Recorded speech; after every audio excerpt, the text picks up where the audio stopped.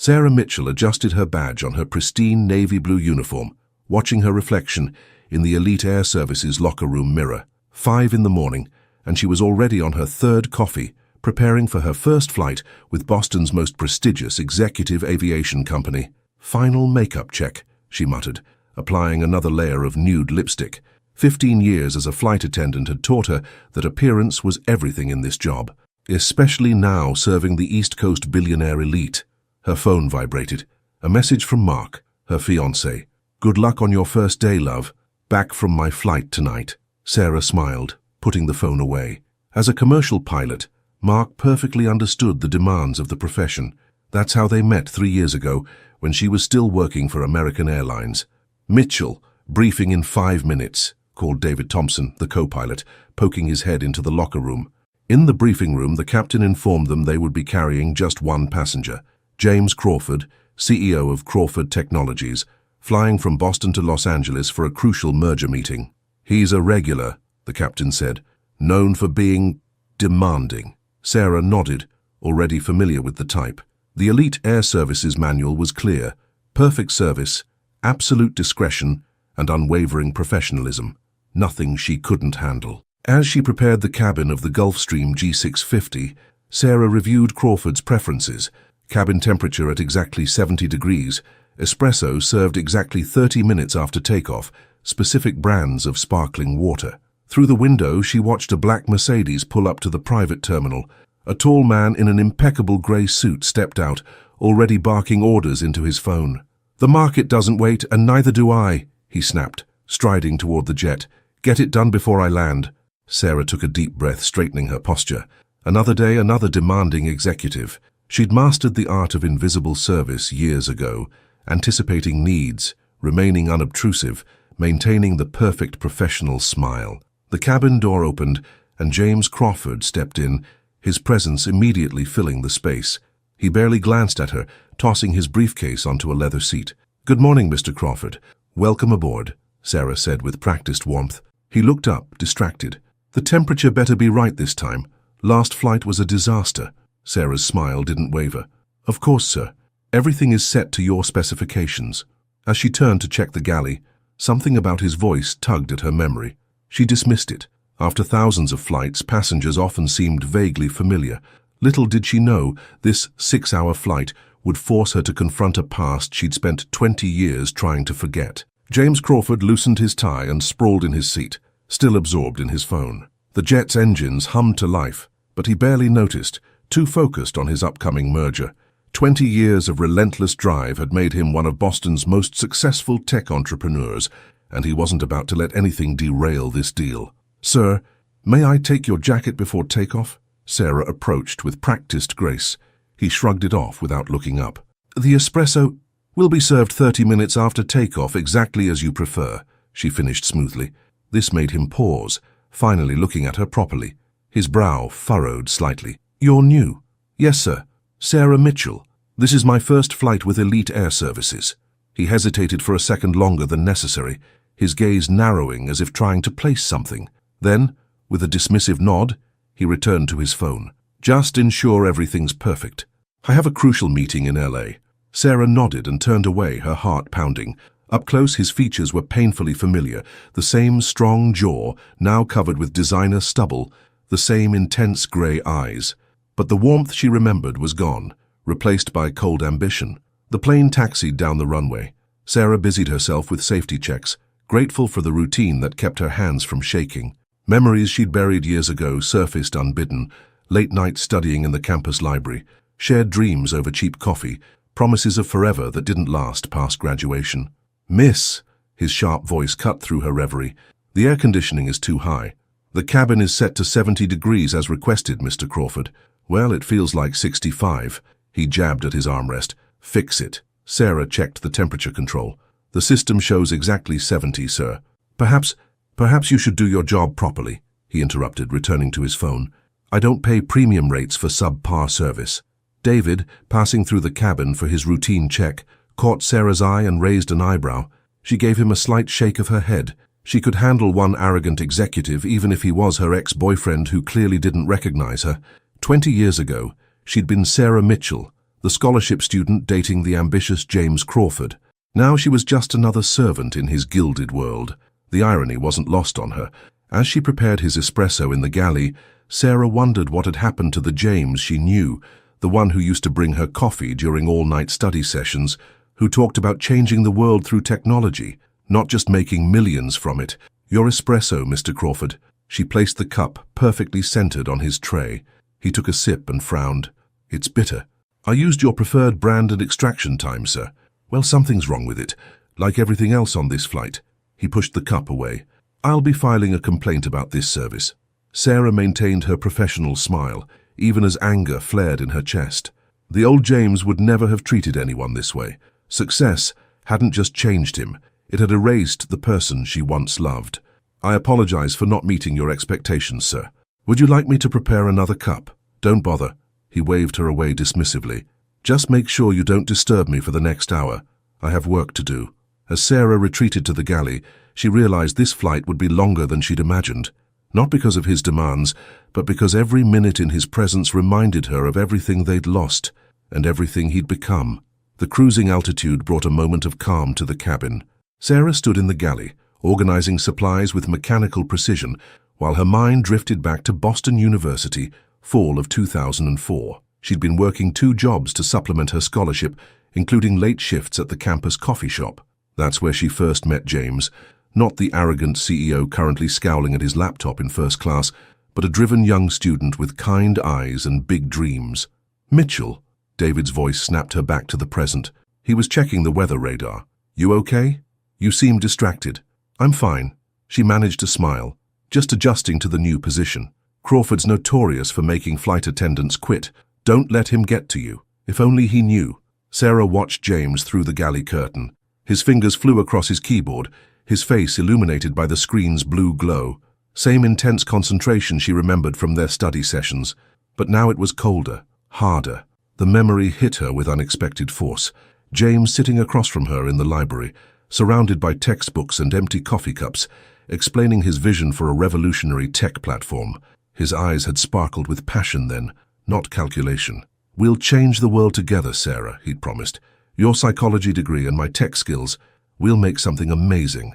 Amazing. She almost laughed at the word now. A week after graduation, his letter arrived. He'd accepted a full scholarship to Harvard Business School. Their plans, their relationship, their future, all sacrificed on the altar of ambition. "Miss!" James's sharp voice interrupted her thoughts. "The Wi-Fi's acting up," he snapped, the frustration in his tone unchanged. Sarah moved to assist him, maintaining her professional mask. "Let me check the connection, sir." As she leaned over to access the cabin's Wi-Fi controls, his cologne, expensive but still with notes of the sandalwood he'd always worn, made her breath catch. "The signal appears strong, Mr. Crawford. Perhaps if I wanted technical advice, I'd call my IT department." He cut her off without looking up.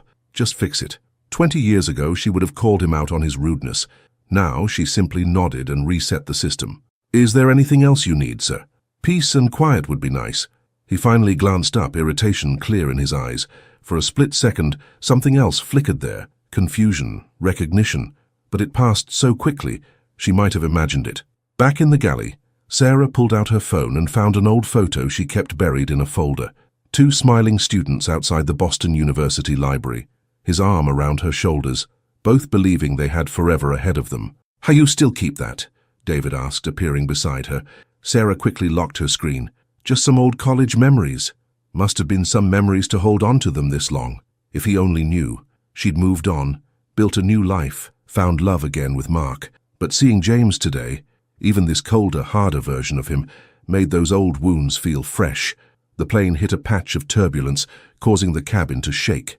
Through the curtain, Sarah saw James grip his armrests, his knuckles turning white. Some things hadn't changed. He still hated turbulence. She took a deep breath and prepared to face him again, wondering how many more hours she could maintain this charade. The irony wasn't lost on her. After all these years, she was still serving him coffee, but now he was paying her to do it. Through the intercom, the captain announced they were heading into an area of mild turbulence. Sarah began securing the cabin, methodically checking each compartment, while her mind wandered back to another spring morning in 2004.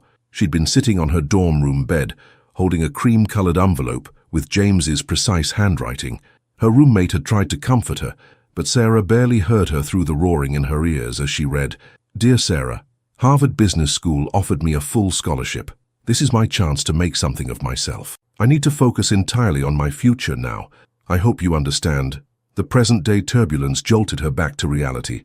James was visibly tense in his seat, his laptop now closed, jaw clenched. His fear of flying had always seemed at odds with his confident persona. "Mr. Crawford," she approached carefully, "would you like some water?" "What I'd like," he snapped, gripping his armrests, "is for this plane to stop shaking." Sarah noticed the slight tremor in his voice, the same one she'd heard on their first flight together during college, visiting his parents in Chicago. "Try focusing on your breathing, sir. In through the nose, out through the mouth." He shot her a suspicious look but followed her instruction. The technique had worked back then too. "How did you—" he started to ask, but another bump cut him off. "It's a common relaxation technique," she explained smoothly. "Would you like me to demonstrate?" The plane shuddered again and James nodded stiffly. Sarah guided him through the breathing exercise, just as she had 20 years ago. Gradually, his white-knuckled grip on the armrests loosened. David passed through the cabin, giving Sarah a questioning look. She shook her head slightly. No need for assistance. "Better, sir?" she asked as the turbulence began to ease. James stared at her intently now, something shifting behind his eyes. "Have we met before? Something about your voice." "I've worked many flights over the years, Mr. Crawford, perhaps on another airline." The lie felt bitter on her tongue, but what was the alternative? Tell him she was the girl he'd abandoned for his ambitions, the one who'd read and reread his goodbye letter until the paper wore thin. No, it's something else.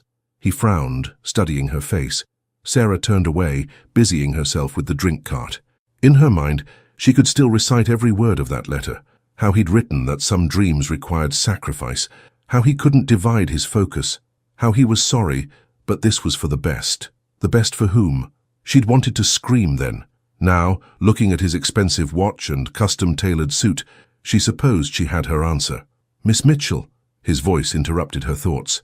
"That breathing technique, where did you learn it?" "Standard flight attendant training, sir." She lied again, hating how easily it came. "Would you like something from the bar?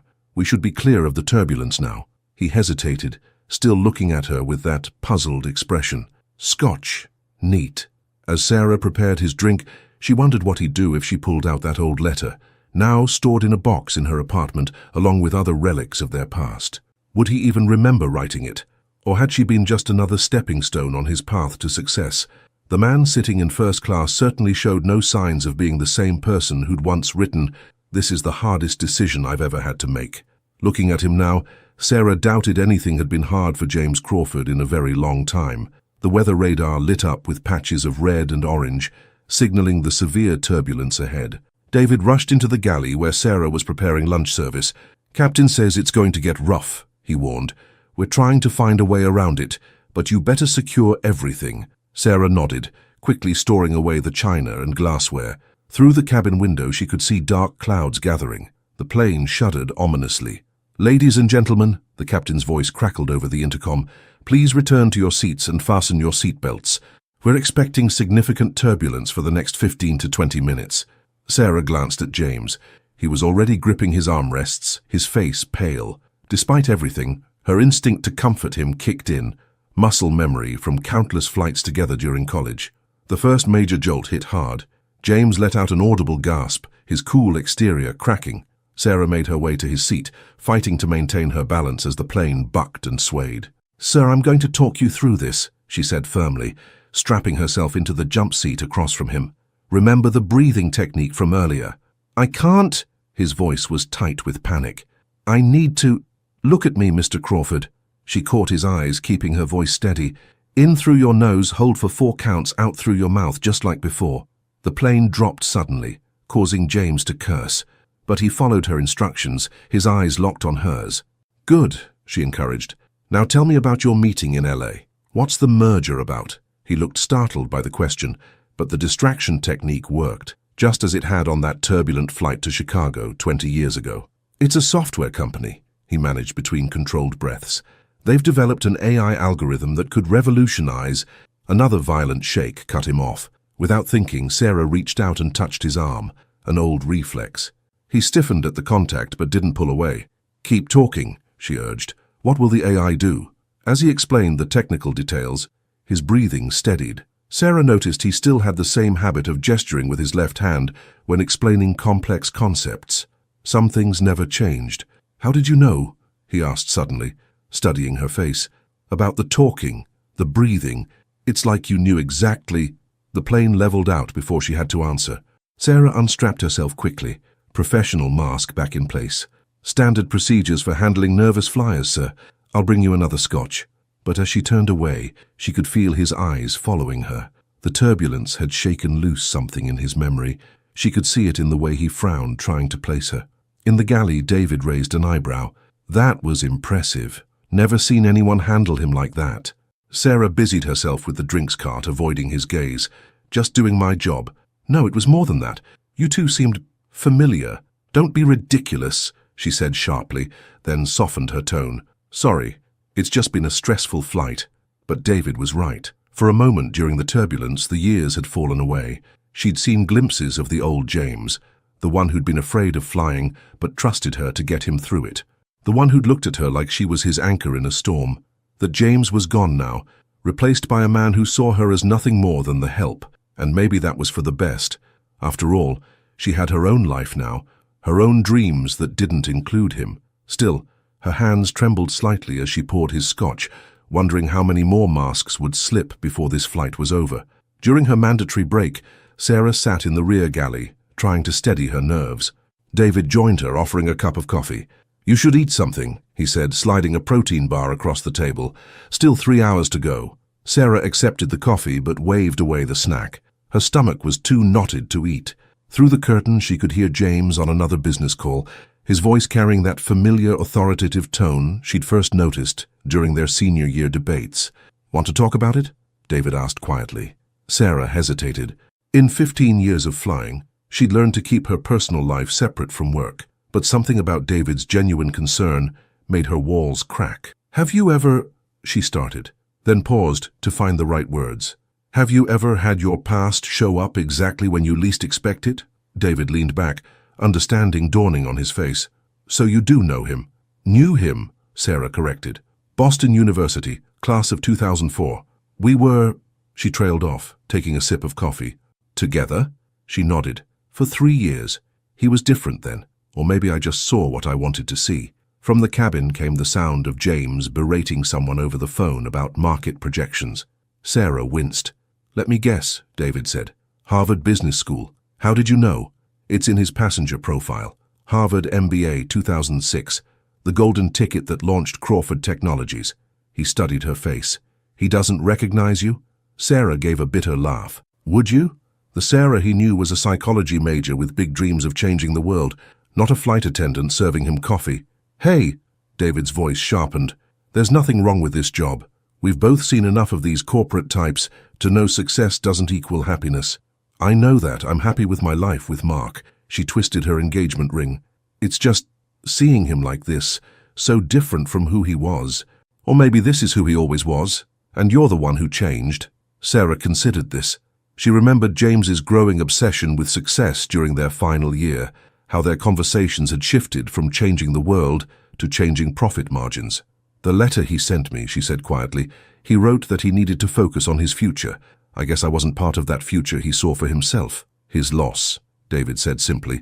"And from what I've seen today, you're handling this with more grace than he deserves." A chime from the cabin interrupted them, James requesting assistance. Sarah stood, straightening her uniform. "Thanks for listening, David. But this stays between us?" "Of course, though I have to say, watching you manage him during that turbulence makes a lot more sense now." Sarah managed a small smile. "Some habits die hard, I guess, even after 20 years. As she headed back to the cabin, David called after her softly. "Sarah, just remember, you're not the same person you were back then either.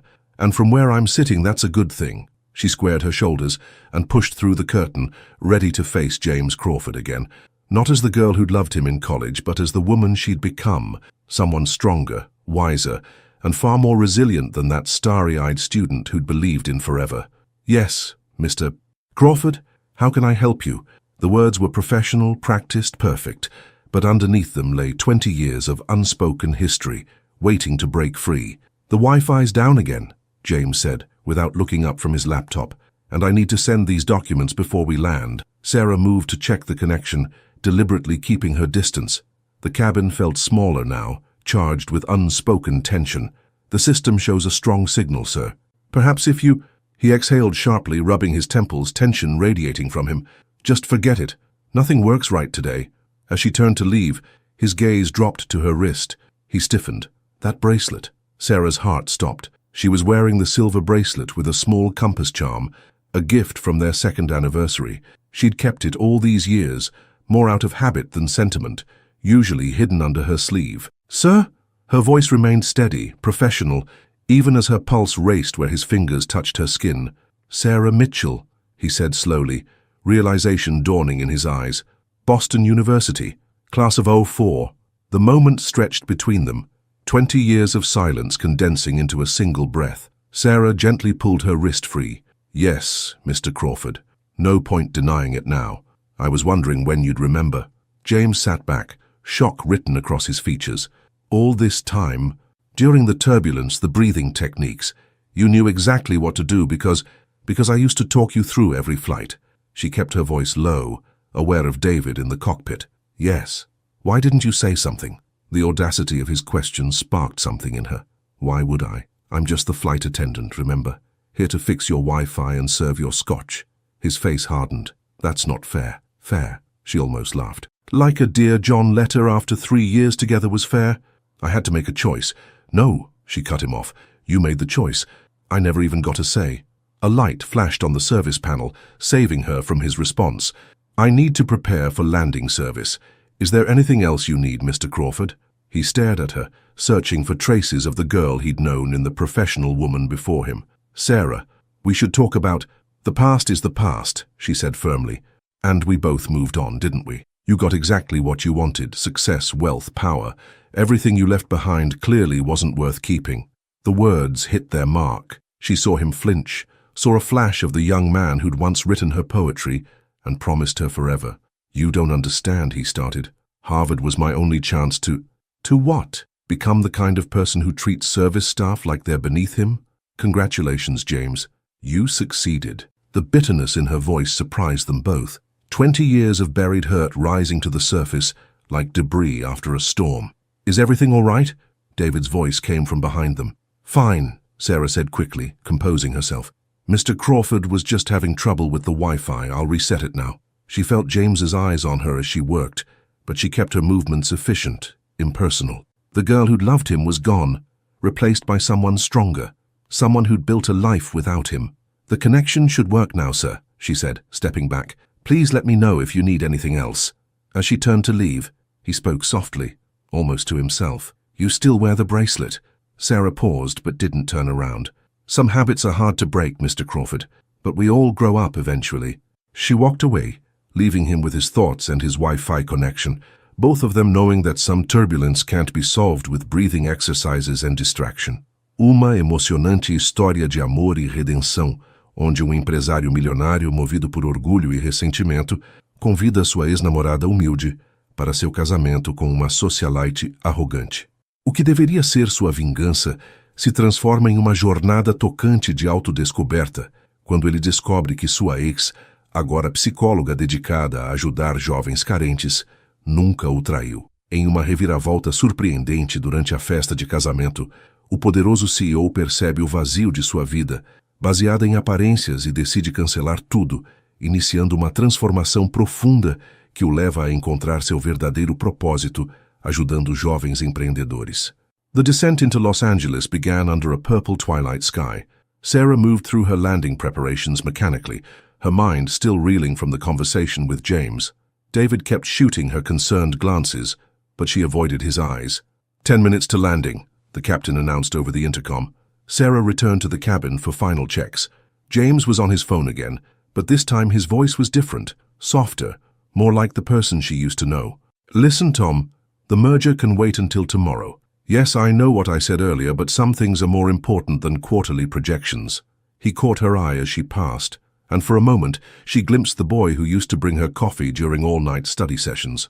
Weather in Los Angeles is clear, she announced professionally. Current temperature is 72 degrees. Please ensure all electronic devices are... I found your thesis, James interrupted. Sarah stopped mid-sentence. What? Your psychology thesis. About using technology to make mental health care more accessible. I found it in my old emails last year. She stared at him, thrown off balance. Why were you looking at... I implemented it, he continued, at Crawford Technologies. We have a whole division now dedicated to mental health applications. It's helping thousands of people. The plane began its final descent, the cabin pressure changing subtly. Sarah gripped the back of a seat to steady herself. That was our dream, she said quietly. Technology and psychology, working together. It was your dream first, he corrected. I just had the means to make it happen. The city lights of Los Angeles spread out below them, a glittering carpet of possibilities.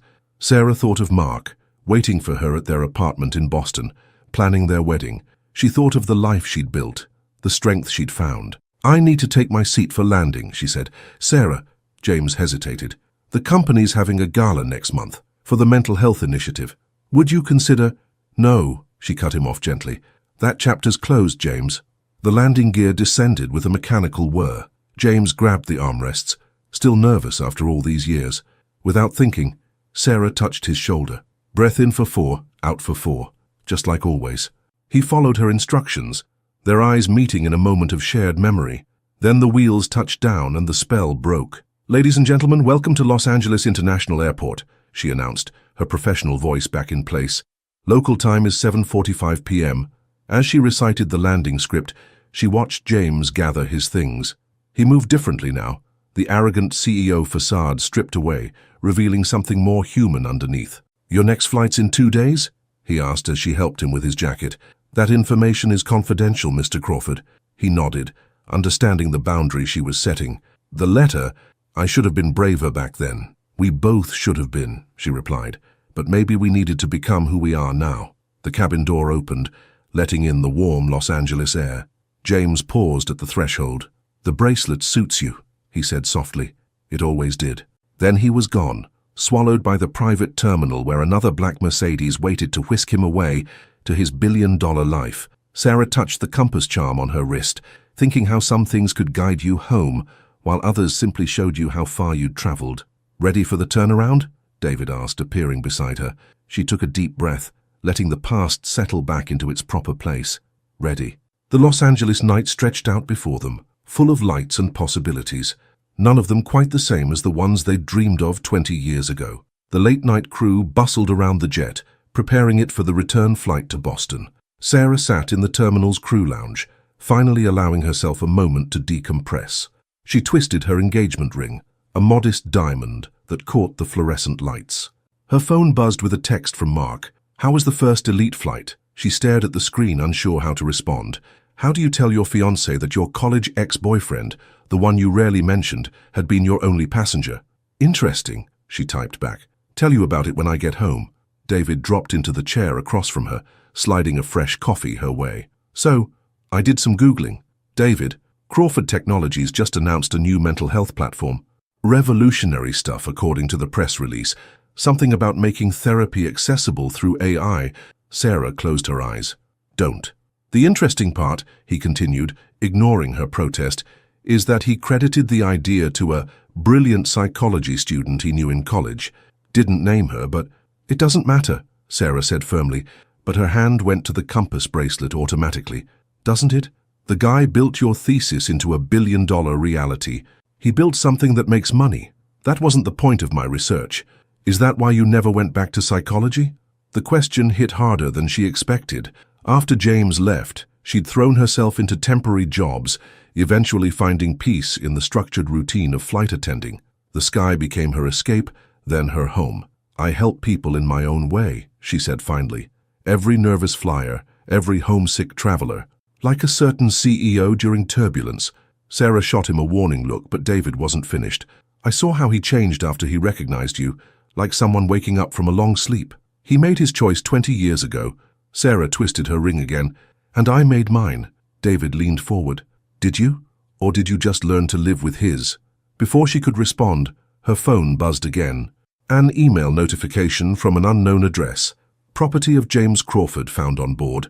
One Harvard admission letter, dated 2004, sealed until yesterday. Her hands trembled as she clicked the attachment. He had never needed to open it. He had already made up his mind. There it was, the official Harvard letterhead, the seal unbroken. A postscript followed. I didn't need to read it. I'd already made the biggest mistake of my life. Jay, everything okay? David asked, noting her expression. Sarah quickly deleted the email. Fine, just wedding details from my sister. But as they boarded for the return flight, her mind kept circling back to that unopened letter. Had James carried it all these years, a reminder of the road taken, or had he found it recently, another ghost from their shared past? The empty cabin seemed to mock her with its luxury. Somewhere in Los Angeles, James was probably in a penthouse suite, making more million-dollar decisions. And in Boston, Mark waited with their comfortable life, their sensible plans. Ready for takeoff? David called from the cockpit. Sarah secured the cabin, each action precise and practiced. Her reflection caught in a window. Crisp uniform, perfect makeup, professional smile, everything in its proper place. But the compass on her wrist pointed to a different truth, one that had nothing to do with cardinal directions and everything to do with the hearts that guide us, even when we pretend not to hear them. Ready, she called back, though she wasn't sure anymore what that word meant. The engines roared to life, and Sarah took her jump seat, watching Los Angeles disappear beneath the clouds, taking with it an unopened letter and 20 years of what-ifs. The return flight was eerily quiet with no passengers aboard. Sarah found herself in the exact spot where James had sat, her fingers tracing the leather armrest where his had gripped during turbulence. We're cruising at 40,000 feet, David announced, stepping out of the cockpit. Want to talk about that email? Sarah looked up, startled. You saw? I saw your face when you read it. Plus, high-altitude Wi-Fi only works with our company network. I get notifications of all incoming messages. She sighed, pulling out her phone and showing him the email. David whistled low as he read it. An unopened Harvard letter, that's manipulative, Sarah finished. Classic James, trying to rewrite history.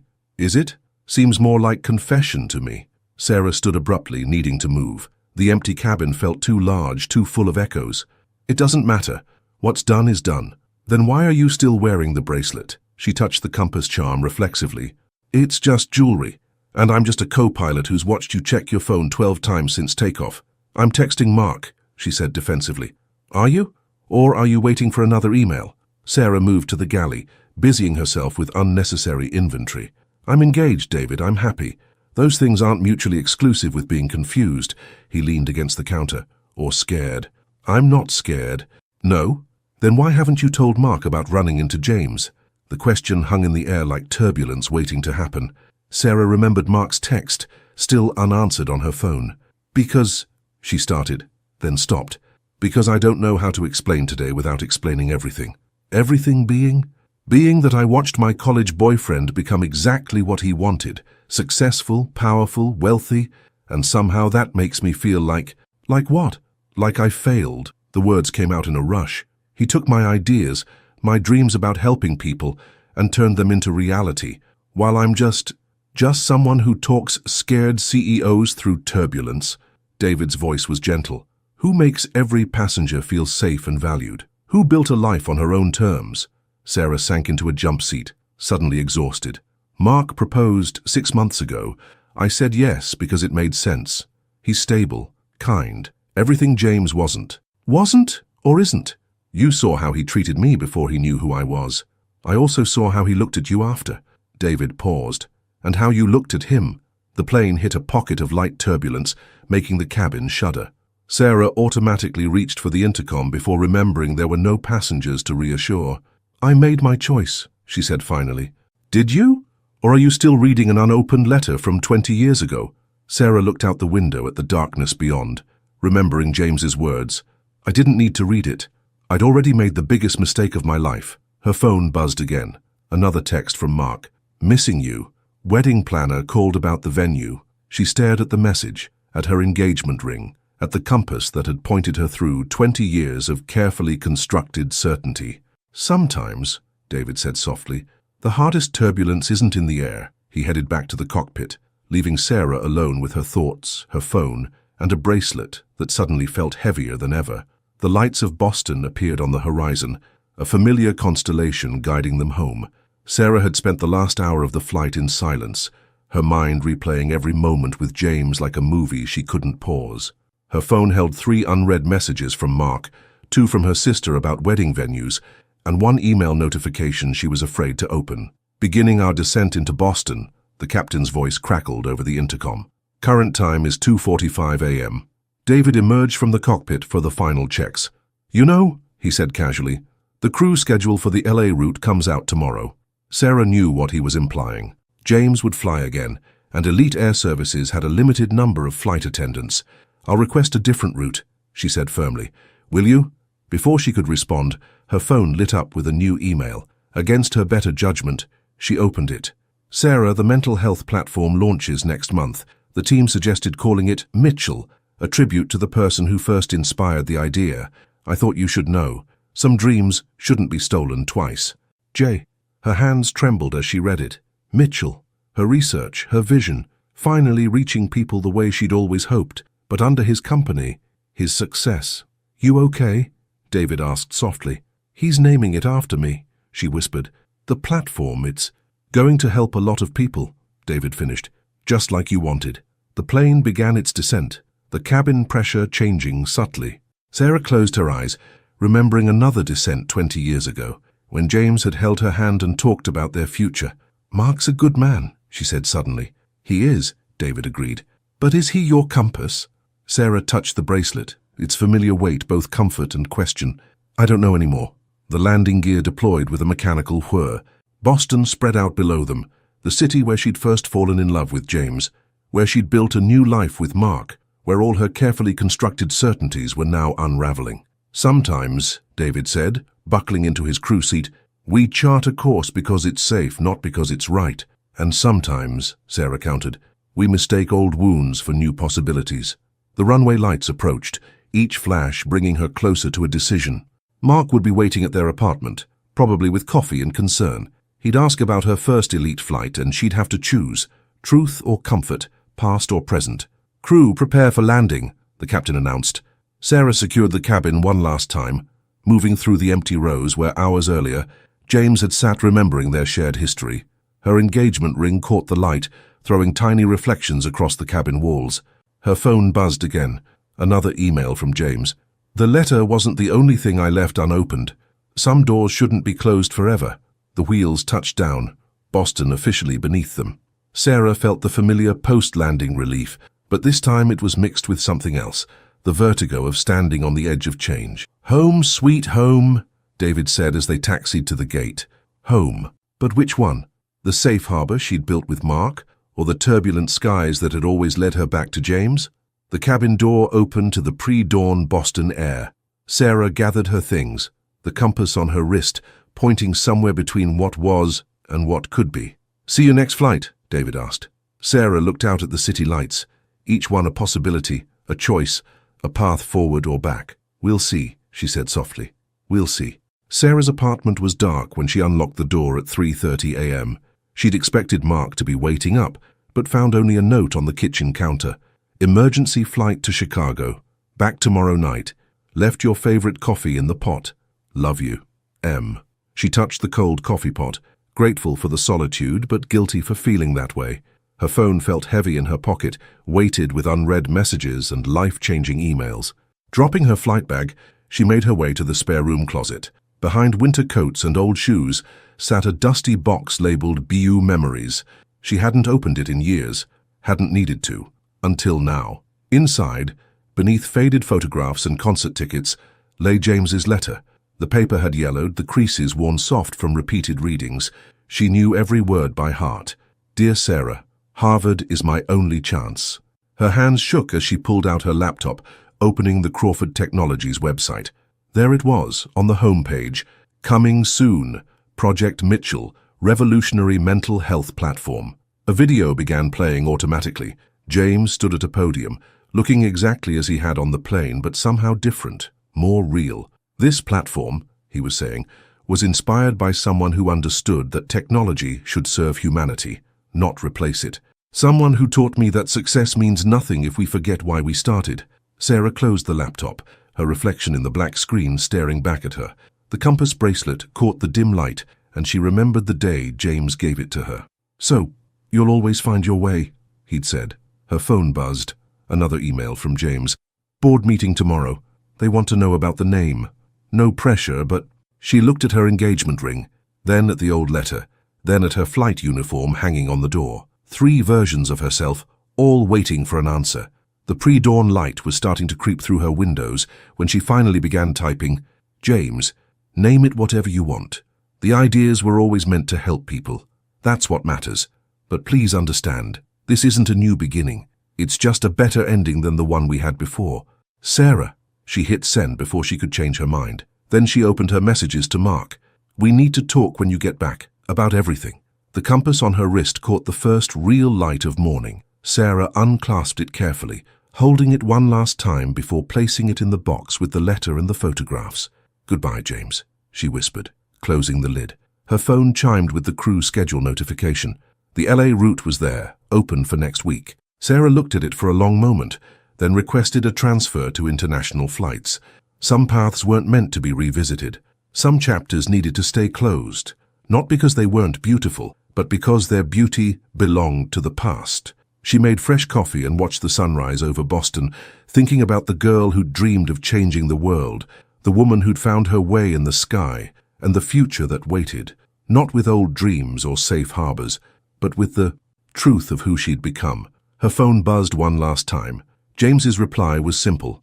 "I understand. Thank you for showing me the way. One last time." Sarah deleted the email, then took off her engagement ring. Some turbulence couldn't be navigated with breathing exercises and practiced smiles. Sometimes you had to face the storm to find your true course. The morning light filled her apartment, and with it came clarity. It was time to chart a new path, one that belonged entirely to her. 6 months later, Sarah stood at the gate of Charles de Gaulle Airport in Paris, checking her new crew assignment. The international transfer had been the best decision she'd made. Fresh routes, new faces, different skies.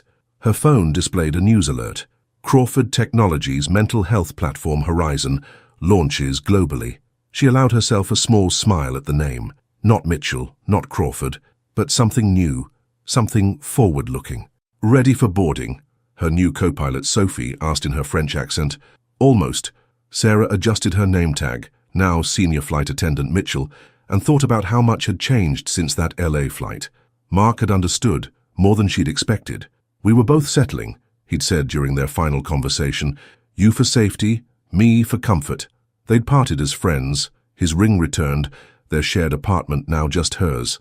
The crew lounge television played an interview with James Crawford. She didn't avoid watching anymore. "Horizon represents a new direction," he was saying. "Sometimes we need to look forward instead of back to find our true path." Sarah touched her bare wrist where the compass bracelet used to rest. She'd mailed it back to James last month with a short note. "Some instruments are meant to guide us home. Others show us where to fly next. First class is full today," Sophie mentioned, reviewing the passenger list.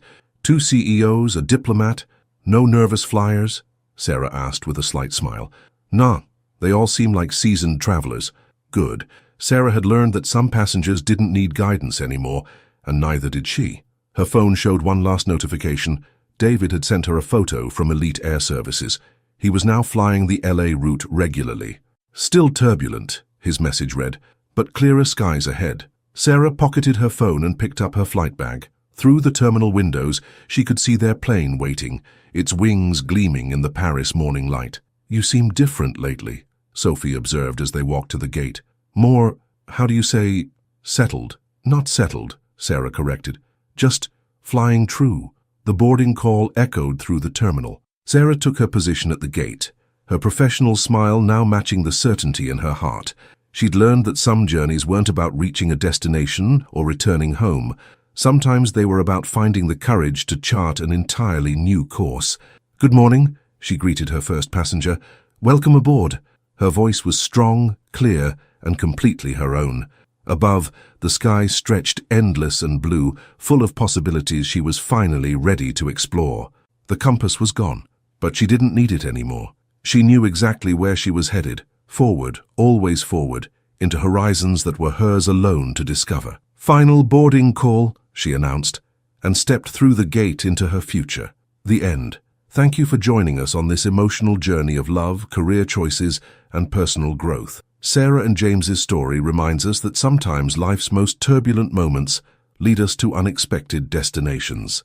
Their tale of missed opportunities, rediscovery, and ultimately choosing oneself resonates with anyone who's ever had to choose between the comfort of the past and the promise of the future. I'd love to hear your thoughts on this story. What would you have done in Sarah's position? Please like, share, and subscribe if you enjoyed this journey through the skies of second chances. And let me know in the comments, which country are you watching from? Your perspective might be as unique as the view from 40,000 feet.